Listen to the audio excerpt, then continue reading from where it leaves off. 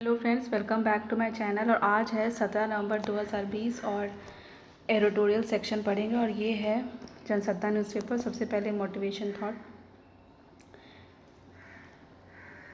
बिना आपा और आत्मविश्वास खोए कुछ भी सुन सकने की योग्यता ही शिक्षा है। ये किसने कहा था? रॉबर्ट फ्रॉस्ट ने। तो संपादकीय का टॉपिक है सत्ता और चुनौतियों के सामने सू की।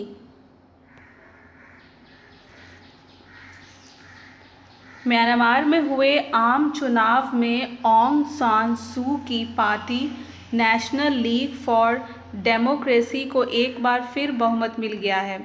जाहिर है सू की लोकप्रियता बरकरार है। एनएलडी की विरोधी party union solidarity and development party, जिसे सेना का समर्थन हासिल है, इन चुनाव में हार गई।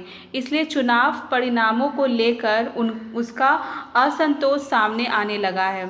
एनएलडी को जनता ने एक बार फिर से जिन उम्मीदों के साथ सत्ता सौंपी है, उससे सू की चुनौतियां और बढ़ गई है।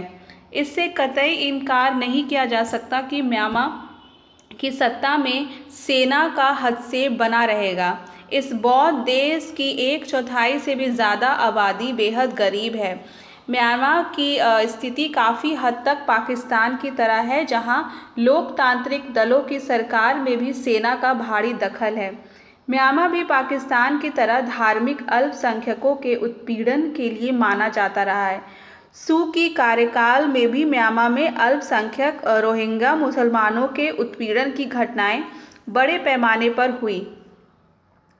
लाखों रोहिंग्या बांग्लादेश में शरणार्थी के रूप में रह रहे हैं, जिन्हें म्यांमार वापस लेने को राजी नहीं है। ऑंग सान सू की पार्टी दोबारा सत्ता में आई है, पर म्यांमार की चीन और भारत नीति में बदलाव की संभावना काफ़ी कम है।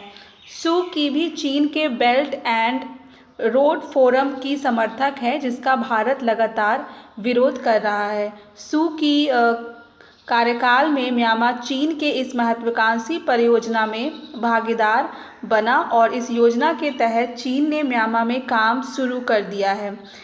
इस परियोजना के जरिए चीन म्यांमार में भारी निवेश कर रहा है।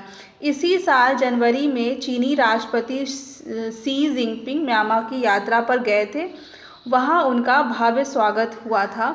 तभी दोनों मुल्कों के बीच बेल्ट एंड रोड पहल परियोजना पर तेजी से काम करने को लेकर सहमति बनी थी।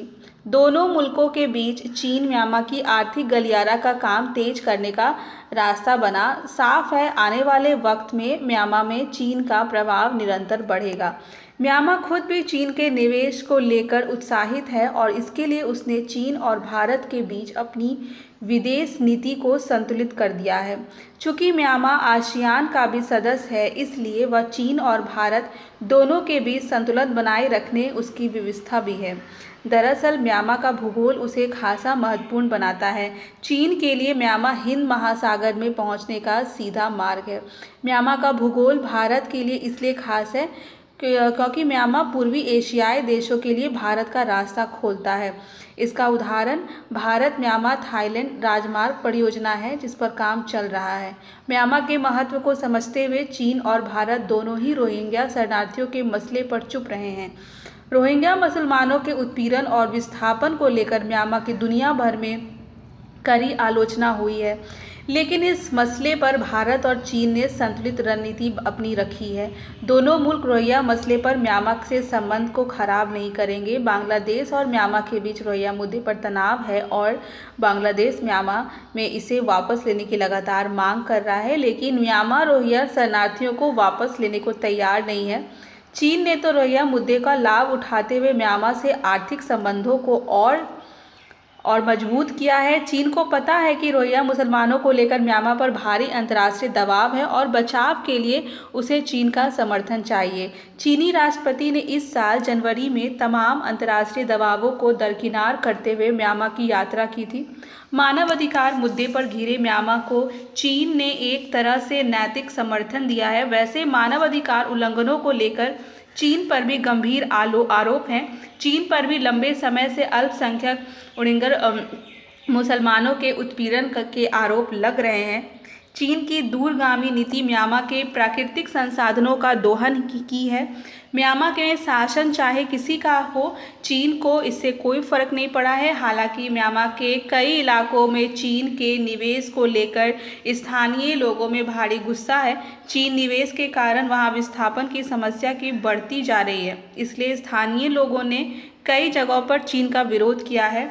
रखाइन प्रांत में भी चीन के निवेश के कारण विस्थापन की समस्या आई है। कचिन प्रांत में चीन के सहयोग में शुरू होने वाली मैस्टोन जल बिजली परियोजना को जनता के विरोध के कारण रद्द करना पड़ा। जनता के विरोध के कारण ही म्यांमार में चीन को दिए गए तांबे के खनन कार्य संबंधी परियोजनाएं बंद करवानी पड़ी।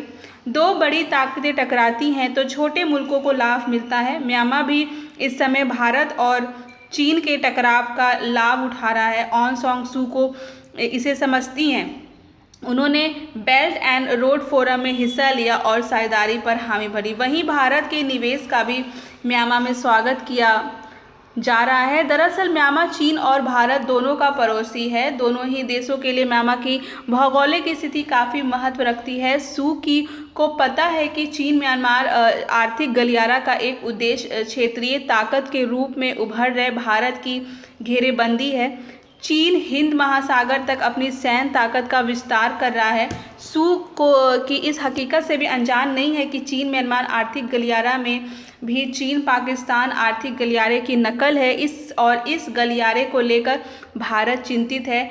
इसके जरिए रेल नेटवर्क बिछाया जाएगा और म्यांमार के विभिन्न औद्योगिक क्षेत्रों को जोड़ा जाएगा और इसे चीन सीमा तक ले जाया जाएगा।